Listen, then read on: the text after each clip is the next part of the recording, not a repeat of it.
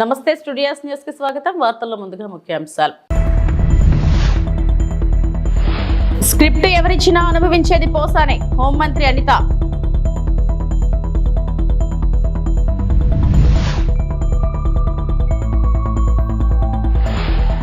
Budget ప్రసంగం కాదు, లోకేష్ ను పొగిడే కార్యక్రమం, మాజీ మంత్రి గుడివాడ అమర్నాథ్.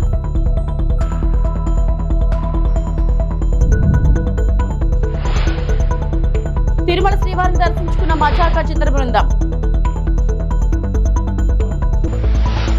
తప్పు చేస్తే ఎంతటి వారైనా చట్టం నుంచి తప్పించుకోలేరని ఏపీ హోంమంత్రి వంగల్పూడి అనిత హెచ్చరించారు.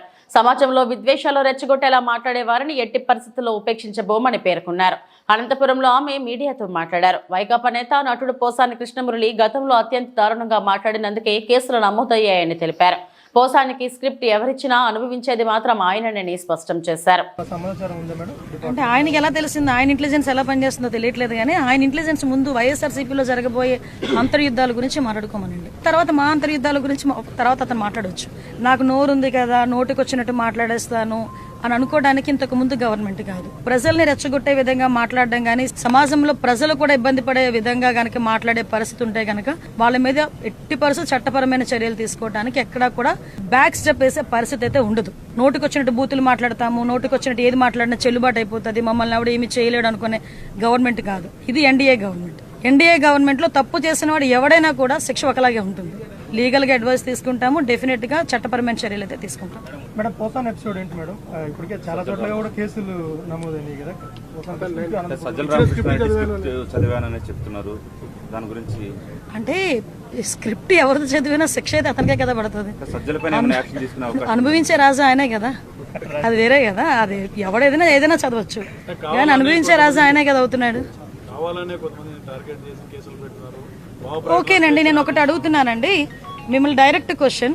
పోసాని మాటల్ని టాలరేట్ చేసి అయ్యో పాపం అనుకునే ఒక్క మనిషిని తీసుకురండి, మేము ఆలోచిస్తాం ఒకసారి మాట్లాడడానికి. పోసాని మాటలు ఇష్టానుసారంగా మాట్లాడిన తర్వాత సభ్య సమాజం తలదించుకునే విధంగా, సాధారణంగా అనకూడదు కానీ ఇల్లిటరేట్స్ కూడా అలాంటి మాటలు మాట్లాడుకోరు. సో అవతల వాళ్ళకి మనోభావాలు దెబ్బతిన్నాయి, వాళ్ళ ఆత్మగౌరవాలు దెబ్బతిన్నాయి. పోలీస్ కేసు పెట్టారు, యాజ్ పర్ లా మేము వెళ్ళాం. ఇందులోని టార్గెటెడ్ ఏముంది? వాళ్ళు ఏం మాట్లాడలేదా? వాళ్ళు అటువంటి కామెంట్స్ చేయలేదా? మరి ఇంతకు ముందు మా మీద కేసులు పెట్టిన కేసులని ఎప్పుడు అండి? చంద్రబాబు నాయుడు గారికి మీద కేసు పెట్టారు కదా, అది ఎప్పుడు? అది 53 రోజులు తైల్లో పెట్టారు చంద్రబాబు నాయుడు గారిని తీసుకెళ్లి ఆ రోజు. అంటే ఒకటి ఎప్పుడు కాదు, కేసు వచ్చింది, మేము యాక్షన్ తీసుకోవాలి, డెఫినెట్ గా తీసుకుంటాం.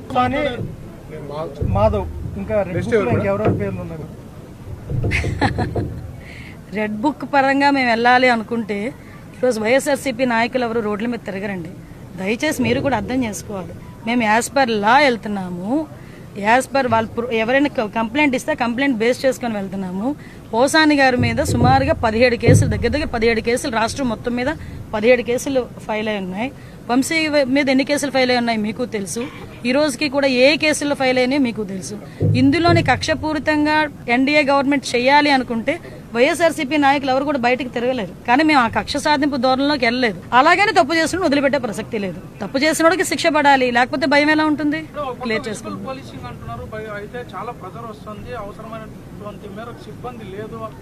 ఎస్, నిజమేనండి. ఈ రోజు సుమారుగా 394 మంది ఎస్ఐలు బయటకు వచ్చారు. ఆల్రెడీ 6500 మందికి కానిస్టేబుల్స్ కి ఈ రోజు రిక్రూట్మెంట్ కూడా జరుగుతుంది. మొన్న మొత్తం ఫిజికల్ టెస్టులు అన్ని కూడా అయిపోయి రిటర్న్ టెస్ట్ ఒకటి పెండింగ్ ఉంది. ఇమీడియట్ గా అది కూడా బయటకు వచ్చిన తర్వాత వాళ్ళు ఒక 6500 మంది బయటకు వస్తారు. సుమారుగా మేము గవర్నమెంట్ లోకి వచ్చేసరికి 20,000 మంది సిబ్బంది కొరతతో ఉన్నాం పోలీస్ డిపార్ట్మెంట్. లాస్ట్ 5 సంవత్సరాలు కూడా ఎక్కడ కూడా ఎటువంటి రిక్రూట్మెంట్స్ కూడా జరగలేదు. మళ్ళీ మేము వచ్చి ఈ రోజు మళ్ళీ దాన్ని స్ట్రెంగ్ చేయడానికి, అదేవిధంగా రిక్రూట్మెంట్ చేయడానికి ఈ రోజు మేము కంకణం కట్టుకున్నాం. దానిలో భాగంగానే 6500 కానిస్టేబుల్ పోస్టులు, ఇప్పుడు ఎస్ఐలు బయటకు వచ్చారు. వీళ్ళందరినీ కూడా ఉపయోగించుకుంటాం ఫర్దర్ గా. అందుకే చెప్తున్నామండి, ఇన్విజిబుల్ పోలీసింగ్ అనే కారణం కూడా ఏంటంటే టెక్నాలజీని బేస్ చేసుకుని నిందితుడిని పట్టుకునే పరిస్థితి కూడా రావాలి. దానికి టెక్నాలజీని అందిపుచ్చుకోవడానికి డిపార్ట్మెంట్ వాళ్ళకి కూడా ట్రైనింగ్స్ కూడా పెడుతున్నాం. పోలీస్ డిపార్ట్మెంట్ లాస్ట్ గవర్నమెంట్ చేసింది సుమారుగా 950 కోట్లు బకాయిలు ఉంటే ఇంచుమించుగా ఒక 200-250 కోట్లు ఫేజెస్ మారిగా మొన్ననే క్లియర్ చేశాం. ఆఖరికి సెంట్రల్ గవర్నమెంట్ నుంచి వచ్చే ఫండ్ ని కూడా ఉపయోగించుకునే పరిస్థితులు లేరు. మీరు నమ్ముతారా? ఫోరెన్సిక్ ల్యాబొరేటరీని 5 సంవత్సరాల్లో కూడా అలా మొండి గోడలతోనే ఉంది. మళ్ళీ ఈ రోజు మేము వచ్చి దానికి 200 కోట్లు దగ్గర 247 కోట్లు అనుకోండి, 247 crores దానికి శాంక్షన్ అయింది. అది ఫుల్ ఫ్లెజ్డ్ గా సెంట్రల్ గవర్నమెంట్ రూపాయి స్టేట్ గవర్నమెంట్ కూడా పెట్టక్కర్లేదు, ఫుల్ ఫ్లెజ్డ్ గా సెంట్రల్ గవర్నమెంటే పెట్టాలి. అది ఫోరెన్సిక్ ల్యాబొరేటరీ. అటువంటి ల్యాబొరేటరీని 5 సంవత్సరాలు పొడగబెట్టేశారు కేవలం అమరావతిలో ఉంది అని ఒకే ఒక కారణంతో. మళ్ళీ ఈ రోజు మేము వచ్చి ఆ ఫోరెన్సిక్ ల్యాబొరేటరీని కూడా మళ్ళీ సెంట్రల్ ఫండింగ్ తెప్పించుకోవడానికి మన ఫండ్ కొంచెం ముందిచ్చి ఈ రోజు అదంతా కూడా. రాష్ట్ర బడ్జెట్ లో ఇరిగేషన్ కు అధిక ప్రాధాన్యత. అణుబాంబు విస్ఫోటనం నుండి హిరోషిమా నాగసాకి తట్టుకొని మళ్లీ ఎలా అభివృద్ధి చెందిందో అదేవిధంగా జగన్ విధ్వంసం నుండి నిర్మాణం వైపు నడిపించేలా రాష్ట్ర బడ్జెట్ స్ఫూర్తిదాయకంగా ఉంది. రాష్ట్ర శాసనసభలో బడ్జెట్ ప్రవేశపెట్టిన అనంతరం మీడియాతో మాట్లాడాను. దీర్ఘకాలికంగా పెండింగ్ లో ఉన్న ప్రాజెక్టులను పూర్తి చేయడానికి బడ్జెట్ లో ఇరిగేషన్ కు అత్యంత ప్రాధాన్యత ఇచ్చినందుకు ముఖ్యమంత్రి చంద్రబాబు నాయుడుకి ప్రత్యేక కృతజ్ఞతలు తెలిపాను. మంత్రి నిమ్మల రామానాయుడు అన్నారు. ఈరోజు బడ్జెట్ ఎంతో ఆశాజనకంగా, ఏదైతే గతంలో మనందరం కూడా చూసాం, ఒక హిరోషిమా నాగసాకి మీద అణు విస్ఫోటనం జరిగినటువంటి స్థితిలో కూడా దాని నుంచి ఎట్లా మళ్ళీ తిరిగి నిలదొక్కుని ఆ హిరోషిమా నాగసాకి అభివృద్ధి చెందాయో, అదేవిధంగా గత 5 సంవత్సరాల జగన్ పాలన విధ్వంసం నుండి మళ్ళీ ఈరోజు చంద్రబాబు నాయుడు గారి యొక్క సారథ్యంలో ఈ రాష్ట్రం మళ్ళీ నిలదొక్కుని అభివృద్ధి పదంలో ముందుకెళ్తుందనేటువంటి విశ్వాసం ఈ రోజు ఉన్నటువంటి బడ్జెట్ ద్వారా మనందరికి కూడా మరి ఉంటుందనే విషయాన్ని సందర్భంగా తెలియజేసుకుంటూ ఉన్నా.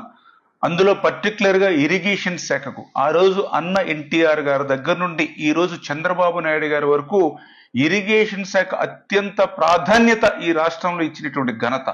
అందులో కూడా ఈరోజు చూసాం 18,000 కోట్ల రూపాయలు ఇరిగేషన్ శాఖకు పెద్ద ఎత్తున ఈరోజు బడ్జెట్లో నిధులు కేటాయిస్తూ, అందులో కూడా గత 15-20 సంవత్సరాల నుండి దీర్ఘకాలికంగా మరి పెండింగ్ లో ఉన్నటువంటి ప్రాజెక్టుల్ని ఒక షెడ్యూల్ పెట్టుకుని కంప్లీట్ చేసేటువంటి విధంగా అందులో పర్టికులర్ గా ఏదైతే పోలవరం రేపు 2027 డిసెంబర్ కల్లా పూర్తి చేసి ఆ గోదావరి జలాలు అటు ఉత్తరాంధ్రకు ఇటు రాయలసీమకు ప్రవహించేటువంటి విధంగా ఈరోజు బడ్జెట్ లో కేటాయింపులు ఎంతో ఆశాజనకంగా.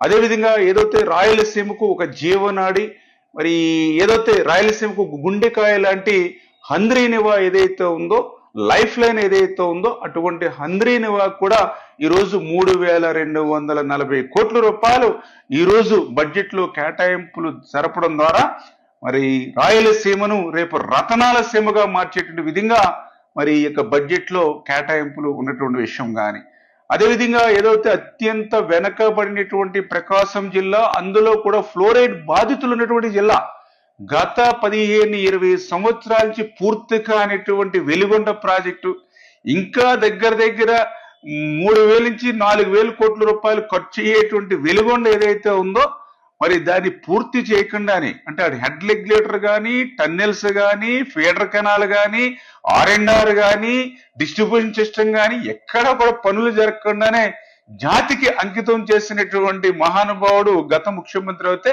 ఈ రోజు ఆ వెలిగొండను ఖచ్చితంగా రేపు 2026 జూలై కల్లా మరి వాటర్ మరి ప్రవహించేటువంటి విధంగా ఈ రోజు బడ్జెట్ లో కేటాయింపులు చేసినటువంటి విషయంలో కానీ, అదేవిధంగా ఏదైతే చింతలపూడి ఎత్తిపోతల పథకం ఒక చిరకాల కోరికగా ఏదైతే ఉండిపోయిందో దాన్ని కూడా నెరవేర్చేటువంటి విధంగా ఈ రోజు బడ్జెట్ లో దానికి ప్రాధాన్యత ఇచ్చినటువంటి విషయంలో కానీ, అదేవిధంగా ఏదైతే ఉత్తరాంధ్ర సుజల స్రవంతి, అదేవిధంగా వంశధార 2ను కూడా మనం ఇమ్మీడియట్లీ టేకప్ చేసి పూర్తి చేసేటువంటి విధంగా కానీ, అంటే ఈ రకంగా దీర్ఘకాలికంగా ఉన్నటువంటి ప్రాజెక్టులకు కూడా ఈరోజు ఇరిగేషన్ శాఖకు మోక్షం వచ్చేటువంటి విధంగా ఈరోజు బడ్జెట్ మరి కేటాయింపులు ఉన్నటువంటి పరిస్థితి.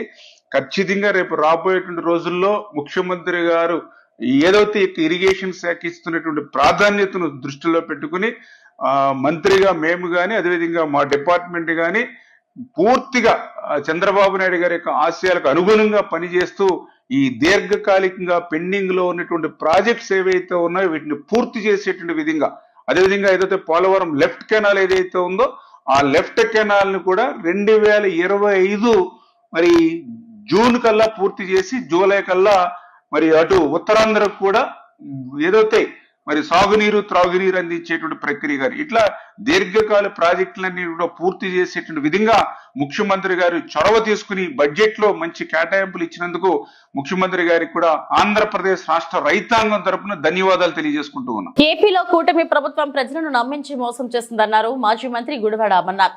చంద్రబాబు సర్కారు హామీలు అమలు చేసే సత్తా లేదన్నారు. బడ్జెట్ ప్రసంగంలో వైఎస్ జగన్ ను విమర్శించడం, నారా లోకేష్ పొగటమే పనిగా పెట్టుకున్నారని చెప్పుకొచ్చారు.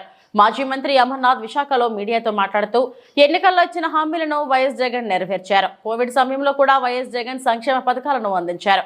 బడ్జెట్ ప్రసంగంలో కూటమి ప్రభుత్వం వైఎస్ జగన్ జపం చేసింది.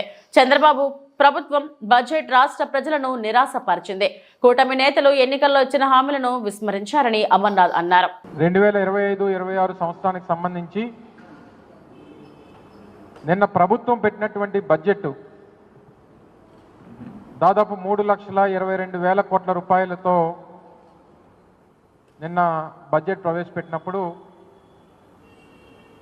రాష్ట్ర ప్రజలు అందరూ కూడా చాలా ఆశగా ఎదురు చూశారు. సహజంగా ఒక ప్రభుత్వం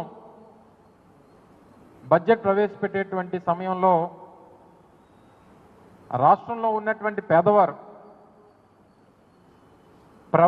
ప్రభుత్వం మీద ఆధారపడినటువంటి కుటుంబాలు ఆ బడ్జెట్లో పొందుపరిచేటువంటి కేటాయింపుల్లో ఆ కేటాయింపుల ద్వారా మన జీవితాలు మారుతాయి, మన జీవన విధానం మారుతుంది, మన ప్రాంతాలు అభివృద్ధి చెందుతాయి, మన భవిష్యత్తు బాగుంటుంది అని చెప్పి రాష్ట్రంలో ముఖ్యంగా పేదవారు ఎదురు చూస్తారు. వీటన్నిటికన్నా మించి బడ్జెట్ పెట్టేటువంటి ప్రభుత్వం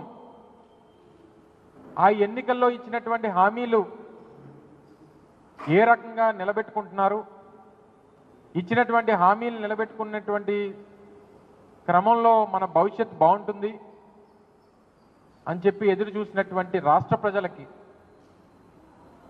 పూర్తిగా నిరాశ ఎదురైంది అనేటువంటి విషయంలో ఏ రకమైనటువంటి సందేహం లేదు. ఆద్యాంతం బడ్జెట్ ప్రసంగంలో మాట్లాడినటువంటి అన్ని అంశాలని మనం ఒకసారి పరిశీలిస్తే అధికారంలోకి వచ్చినటువంటి 9 మాసాలు పూర్తయిపోయి దగ్గర సంవత్సరం పూర్తవుతున్నటువంటి సందర్భంలో ఇప్పటికీ కూడా బడ్జెట్ ప్రసంగం ఆద్యాంతం కూడా జగన్మోహన్ రెడ్డి గారిని విమర్శించడానికి, గత ప్రభుత్వాన్ని తప్పుపట్టడానికి, ఇప్పుడు అధికారంలో ఉన్నటువంటి చంద్రబాబు నాయుడు గారిని వారి కొడుకుని పొగడ్డానికి బడ్జెట్ ప్రసంగం అంతా కూడా కనబడింది తప్ప ఈ రాష్ట్రంలో ఉన్నటువంటి పేదవాడి తాలూకా జీవన విధానాన్ని మార్చడానికి ఎక్కడ కూడా ఆ ఉద్దేశంతో ప్రభుత్వం ఎక్కడ కూడా బడ్జెట్ని పొందుపరచలేదనేటువంటిది ఈరోజు వైఎస్ఆర్ కాంగ్రెస్ పార్టీ కానీ రాష్ట్రంలో పేదవాడు కానీ భావిస్తూ ఉన్నాడనేటువంటి విషయాన్ని సందర్భంగా తెలియజేస్తా ఉన్నాం. నిత్యం జగన్నామ స్మరణం. మీరు అధికారంలోకి వచ్చారు, సంవత్సరం పూర్తయిపోతూ ఉంది, ఇప్పటికే ఒక బడ్జెట్ని ప్రవేశపెట్టారు, రెండోసారి పూర్తి స్థాయి బడ్జెట్ని ప్రవేశపెట్టారు. మా అయితే ఇంకో 3 సార్లు మీరు ఈ ప్రభుత్వంలో మీరు మరో 3 సార్లు బడ్జెట్ ప్రవేశపెట్టగలరు. ఇప్పటికీ కూడా ఇంకా జగన్మోహన్ రెడ్డి గారి మీద పడేయడం తప్ప గత ప్రభుత్వం చేసినటువంటి కార్యక్రమాలు, అప్పుడు ఇచ్చినటువంటి సంక్షేమ పథకాలు సరే మీరు ఎలాగా ఇవ్వలేరు, మీ చేత కాదు. మీరు కేవలం ప్రజల తాలూకా ఆశల్ని, వారి నమ్మకాన్ని, వారు ఏదైతే ఈ ప్రభుత్వం వస్తే జగన్మోహన్ రెడ్డి గారి కన్నా మేలైనటువంటి పథకాలు ఇస్తారు, జగన్మోహన్ రెడ్డి గారు ఇచ్చినటువంటి సంక్షేమ కార్యక్రమాల కన్నా మెరుగ్గా ఇస్తారు, ఇంకా ఎక్కువ ఇస్తారు, 2 3 ఎక్కువ ఇస్తారు అని చెప్పి పాపం ఆశపడి ప్రజలు ఓట్లేస్తే సరే మనం జీవితంలో అనేక సందర్భాల్లో చూస్తాం, నమ్మిన వాడినే మోసం చేయగలరు. మనం ఎవరినైతే ఎక్కువ నమ్ముతామో వాళ్ళే మనల్ని మోసం చేయగలరు. ఆ రకంగానే గతంలో అనేక సందర్భాల్లో Risali institute of management education society job మేళా విజయవంతం.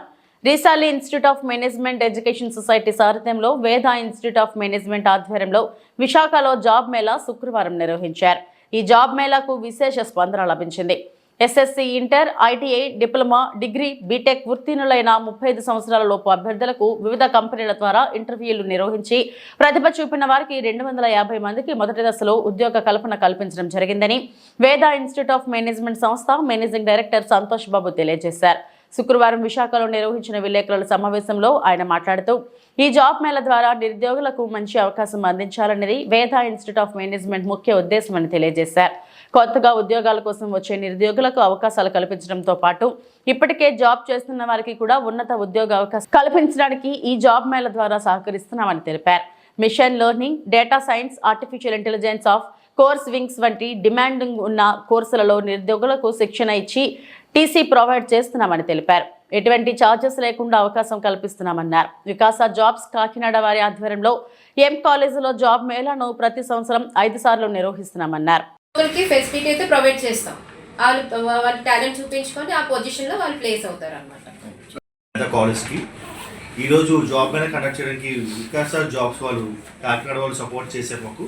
జాబ్ మేళకి దగ్గర 19 ఇండస్ట్రీస్ వచ్చాయి ఈరోజు. అందులో 1000 మంది జాబ్స్ ఒక అవకాశాలు ఉన్నాయన్నారు. బట్ 400 మంది పిల్లలకు వచ్చి ఉంటారు. అందరిలో 250 మంది వరకు జాబ్స్ ఆఫర్ లెటర్ కూడా ఇష్యూ చేశారు. ఈ వికాస వాళ్ళు బాగా సపోర్ట్ చేస్తున్నారు. మా 10 సంవత్సరం చేస్తున్నారు. ప్రతి సంవత్సరం మన కాలేజ్లో జాబ్ మేళ బయట పిల్లలందరికీ అవకాశం ఇప్పిస్తాం. అండ్ కాకినాడ నుంచి వచ్చారు అండి, యానం నుంచి వచ్చారు, విజయనగరం నుంచి ఎక్కువ మంది పిల్లలు వచ్చారు సార్. మన వైజాగ్లో పిల్లలు కూడా వచ్చారు. ఇంకా మన అనంతపురం ఇవన్నీ చుట్టుపక్కల మన డిస్ట్రిక్ట్ బాగానే కవర్ చేశారు. మొత్తం మీడియా పేపర్లో నిన్న కూడా యాడ్ చేసాం ఈరోజు జాబ్ మేళ అవుతుందని. అలాగే లోకల్ యాప్లు ఉంటాయి కదా, వేటి ఎస్ఎంఎస్ వాళ్ళకి కూడా నేను చెప్పాము ఇలాగా ఈరోజు జాబ్ మేళ కండక్ట్ చేస్తున్నాం ఇక్కడని. కాలేజ్లో సెకండ్ టైం కండక్ట్ చేయడం సార్.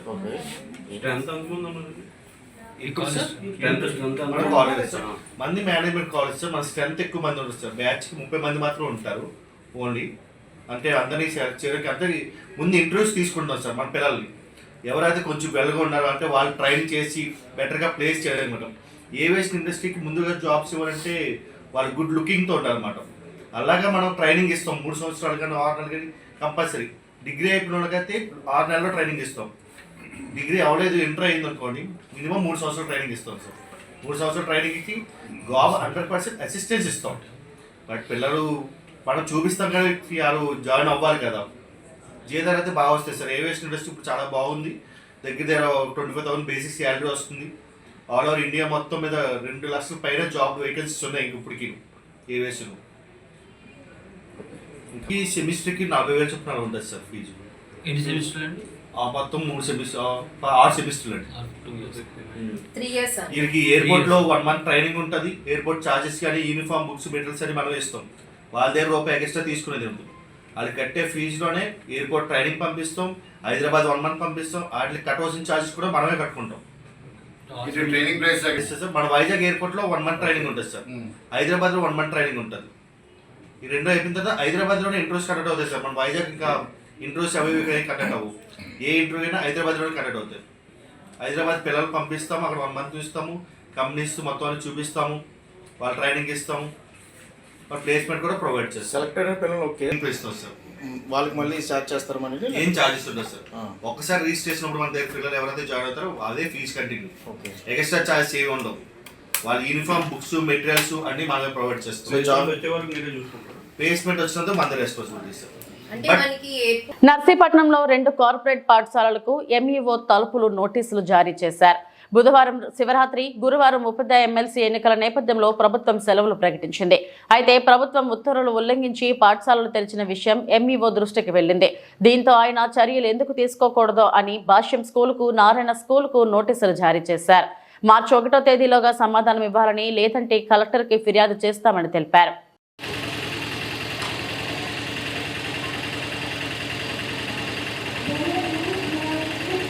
నా పేరు సిహెచ్ తలుపులు. నర్సీపట్నం ఎంఈఓ1గా పనిచేస్తున్నాను.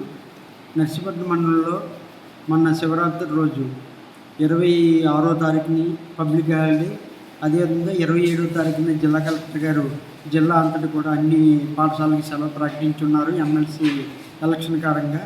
అయితే 26, 27 తేదీలో నర్సీపట్నంలో కొన్ని ప్రైవేట్ స్కూల్స్ రన్ చేస్తున్నాయని చెప్పేసి స్టూడెంట్స్ యూనియన్, ఎస్ఎఫ్ఐ లీడర్స్, కొందరు పేరెంట్స్ మా దృష్టికి తీసుకొచ్చారు. అయితే నేను 26ని కూడా అన్ని స్కూల్స్కి ఫోన్ చేసి ప్రైవేట్ స్కూల్ గ్రూప్లో కూడా రన్ చేయొద్దని నేను మెసేజ్ పెట్టాను, పర్సనల్గా ఫోన్ కూడా చేశాను. అయినప్పుడు కూడా 27ని కంటిన్యూ చేస్తున్నారని 26ను కూడా పెట్టారని మా దృష్టికి వచ్చింది. ఈ కారణంగా 2 ప్రైవేట్ స్కూల్స్కి, ఒకటి నారాయణ ఇంగ్లీష్ మీడియం హై స్కూల్స్కి, మరొకటి భాష్యం ఇంగ్లీష్ మీడియం హై స్కూల్కి, రెండింటికి కూడా నేను మా సిబ్బంది చేత నోటీసులు వారికి సర్వ్ చేశాము. అయితే గవర్నమెంట్ ఇచ్చినటువంటి నార్మ్స్ అందరూ కూడా అన్ని పాఠశాలలు, ప్రైవేట్ పాఠశాలలు, గవర్నమెంట్ పాఠశాలలు అన్నీ కూడా తప్పకుండా పాటించాలని ప్రభుత్వం వారి ఇన్స్ట్రక్షన్స్. అవి ఎవరు అతిక్రమించిన వాళ్ళపైన ఇలాంటి చర్యలు ఉంటాయి. ఇంకా వినకపోతే పై అధికారులు కూడా మేము దృష్టికి తీసుకెళ్ళి వీటిపైన తగు చర్యల గురించి పై అధికారులకు తెలియ. తిరుమల శ్రీవారిని మజాకా చిత్ర బృందం దర్శించుకుంది. శనివారం ఏపీ ప్రారంభ విరామ దర్శన సమయంలో నటుడు సందీప్ కిషన్, దర్శకుడు త్రినాథరావు, రాజేష్ దండా తదితరులు స్వామివారి సేవలో పాల్గొన్నారు. టీటీడీ అధికారులు వీరికి స్వాగతం పలికి దర్శన ఏర్పాట్లు చేశారు. దర్శనం అనంతరం రంగనాయకుల మండపంలో వీరికి పండితులు ఆశీర్వచనం చేసి స్వామివారి తీర్థ ప్రసాదాలను అందజేశారు. గత 15 ఏళ్ల సినిమా ప్రయాణంలో ప్రతి సంవత్సరం ప్రతి సినిమాకి నాకు వెంకటేశ్వర స్వామి తోడున్నారు. ఈసారి నా 30వ సినిమాని వచ్చేసరికి నాకు దేవుడి దయ వలన నాకు ప్రసన్న గారు, త్రినాథ్ గారు, అనిల్ గారు, రాజా గారు అందరూ కలిసి సినిమా కుదిరారు. మజాకా అనే సినిమా మొత్తం ఫ్యామిలీతో పాటు చిన్నపిల్లల నుంచి పెద్దవాళ్ళ వరకు బాగా సంతోషంగా నవ్వుకోగలిగిన సినిమా అండి. ఒక బూతో, ఒక చెడు సీనో, ఒక చెడు ఫ్రేమో కూడా లేకుండా అందరూ సరదాగా ఎంజాయ్ చేసుకోగలిగే సినిమా. నేను లోపలికి తిరుపతి వచ్చి కొండ ఎక్కువ వచ్చానండి.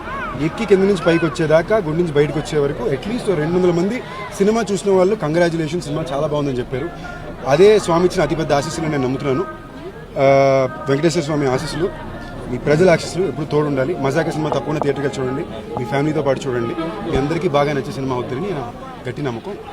ఇప్పుడు మజాకా అయిపోయి రిలీజ్ ఉంది కదా, నెక్స్ట్ బైలింగ్వల్ షూట్ చేస్తానండి. మన తలపతి విజయ్ గారు ఉన్నారు కదా, వాళ్ళ సన్ జేసన్ సంజయ్, అతని డైరెక్షన్ డెబ్యూ, ఇంకా టైటిల్ బెట్ల షూటింగ్ మొదలైపోయింది.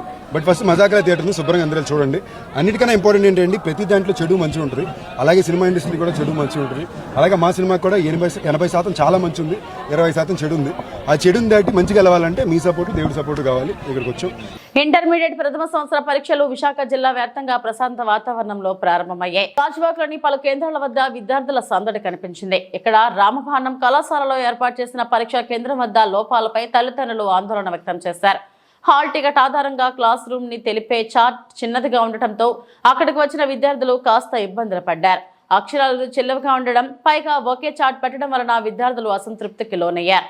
ఇంటర్మీడియట్ బోర్డు దీనిపై చర్యలు తీసుకోవాలని కోరారు. కొన్ని పరీక్షా కేంద్రాలు వాహనాలు వెళ్లడానికి వీలులేని ప్రదేశాల్లో ఉండటం విద్యార్థులకు గట్టి పరీక్ష అయింది.